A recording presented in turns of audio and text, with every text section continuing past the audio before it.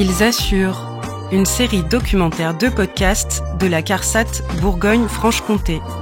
8 épisodes qui donnent la parole à des personnes dont la trajectoire professionnelle a été percutée par une maladie, un accident, un handicap.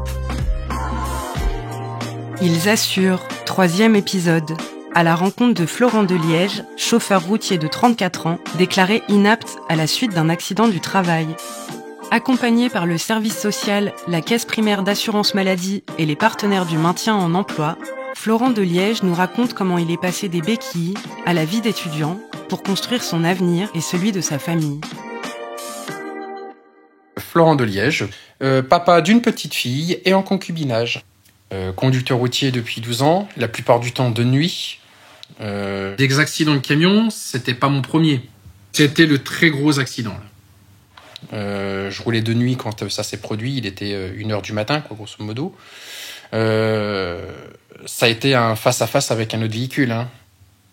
Moi, effectivement, je n'ai pas eu énormément de séquelles sur le coup, donc j'ai pu reprendre mon travail assez rapidement, en fait, après l'accident. J'avais pas de douleur, j'avais aucune séquelle sur ce moment-là. Après, il a fallu que je revienne en arrêt, mais total. On a découvert que j'avais eu 2 disques de cassés dans la colonne vertébrale. J'ai eu les genoux qui ont tapé dans le tableau de bord du camion. Quand je suis arrivé à l'hôpital, on m'a dit « Mais non, c'est rien, c'est qu'un coup, ça va passer ». Et au final, au bout d'1 an, j'ai mal à mes genoux, au point où c'est que j'en suis déjà à une infiltration dans un des genoux. Pour la médecine du travail, quand je les avais vus, au bout de 2 mois après ma rechute, entre guillemets d'accident, il m'avait dit, dans l'état actuel, c'est inapte.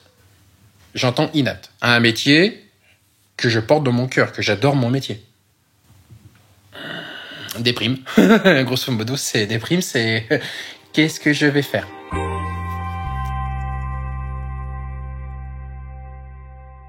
Monsieur de Liège, donc, est quelqu'un qui est assez jeune sur l'activité professionnelle, puisque c'est un monsieur qui a 34 ans. Nathalie Guenin, référente prévention de la désinsertion professionnelle à la CPAM de Lyon. Suite à cet accident de travail, il a rencontré le médecin du travail. Il a été constaté que le fait de pouvoir reprendre à son poste pouvait s'avérer assez compliqué.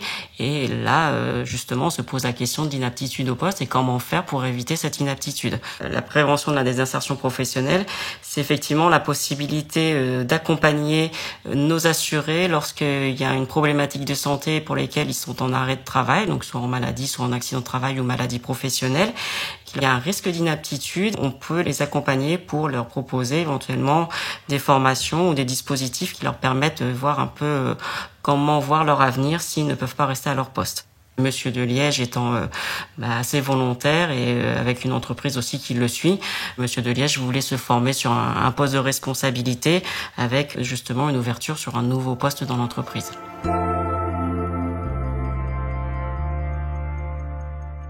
Donc là, nous voilà à la recherche de la formation. Ça n'a pas été facile de la trouver quand même. Parce qu'il n'y a rien, malheureusement, dans le 89 ou même dans l'Aube, qui est proche de notre département. J'ai été la chercher à Paris. Monsieur est arrivé, il avait déjà un projet donc, de responsable d'exploitation, transport et marchandises. Françoise Milesque, assistante sociale à la CARSAT Bourgogne-Franche-Comté. La prise en charge était déjà actée donc, par Transition Pro. Transition Pro, acteur local des projets de transition professionnelle. Il était passé en commission au mois de novembre, il avait le financement. Au début, on se dit, tout est simple, mais il y a toute cette dimension qui est, sociale, psychologique, économique, parce que, effectivement, on est sur un accident de travail. Donc, c'est un événement subi, on ne l'a pas programmé dans sa vie, dans son projet personnel. Donc, il faut faire face, il faut surmonter. Il y a tout un contexte à prendre en compte. Je pense que c'est important de se dire qu'on n'est pas uniquement un assuré en arrêt de travail. On est aussi un être humain dans un contexte social, familial. Et il faut que tout soit en équilibre. Parce que, effectivement, tout le monde compte dans un projet professionnel. C'est un projet de vie, c'est une étape. Et à partir de là, faut que tout le monde soit dans le même bateau. Un projet tel qu'une capacité de transport qui est quand même un diplôme à Bac+2, c'est intense, c'est 320 heures de formation. En sachant que ma femme était enceinte au début de la formation, quand on a commencé à faire les démarches, on savait très bien que le bébé arriverait pendant la formation et que ça serait forcément dur. Donc, fallait qu'on ait tous les deux un moral correct.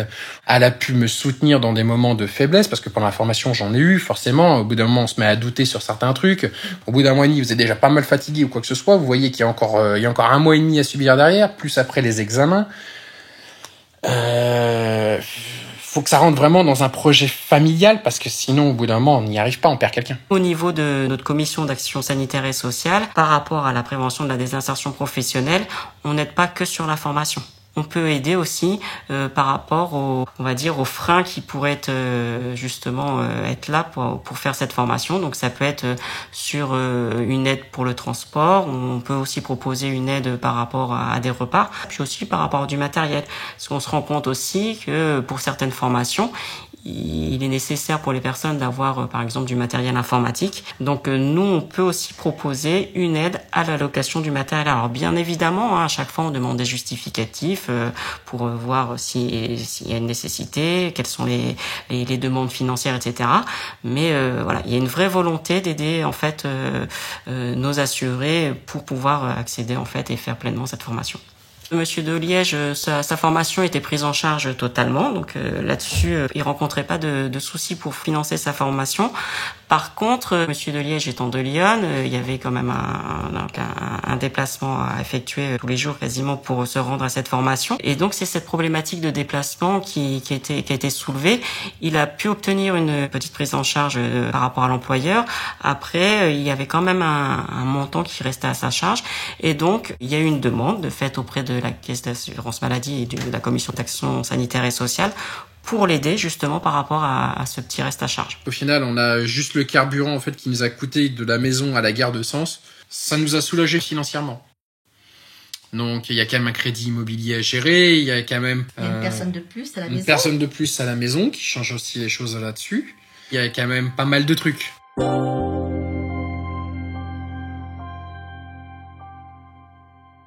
C'est gratifiant, on va dire, de pouvoir se dire qu'on peut aider les personnes à réaliser leurs projets et justement avoir un petit peu l'issue de leurs problématiques. Quelqu'un qui est en arrêt de travail, c'est pas une partie de plaisir, et se demander comment on va pouvoir voir son avenir après une problématique de santé, ça reste toujours très compliqué. Donc pouvoir les accompagner, c'est quelque chose d'intéressant. Je suis assez admirative parce que vous avez pu montrer que vous pouvez aller jusqu'au bout d'un projet. Et puis, vous réussissez aussi à être un papa heureux, j'ai l'impression. Oui. Et vous avez mené à bien donc votre vie de couple malgré toutes les difficultés qu'il pouvait y avoir. Et en même temps, moi, je vous trouve mieux au niveau santé. Je me rappelle la première fois où vous êtes arrivé, où j'ai presque regretté de vous avoir fait venir. Vous vous rappelez comment vous êtes arrivé ? Oui. En béquille, le dos à moitié courbé, mal partout. Donc voilà, je m'en souviens, c'est une étape. Donc le fait d'avoir repris donc effectivement une partie d'études, je crois que ma santé mentale s'est améliorée et mes conditions physiques sont vite revenues parce que la béquille a été retirée dès la 3e semaine de formation. La béquille a été retirée de votre tête aussi. Moi, je vous trouve vraiment épanouie par rapport à le premier rendez-vous. Oui, le traumatisme maintenant est derrière. Oui. Merci à Florent de Liège, Françoise Milesque et Nathalie Guenin pour leur participation à cet épisode. Et si, comme Florent, vous êtes confronté à un problème de santé qui a des répercussions sur votre travail, contactez le service social de l'assurance maladie. 36 46, dites service social.